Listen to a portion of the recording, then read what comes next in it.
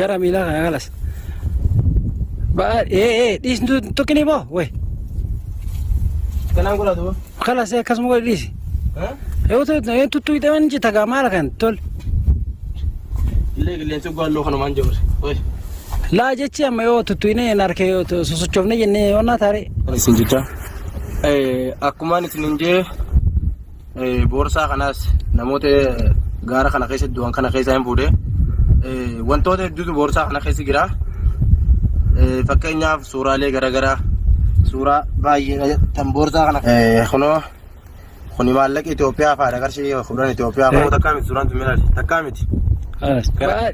Dhiisni tokkini boo wayi. Kanaan godhatu. Kalas akkasuma godhi dhiisi.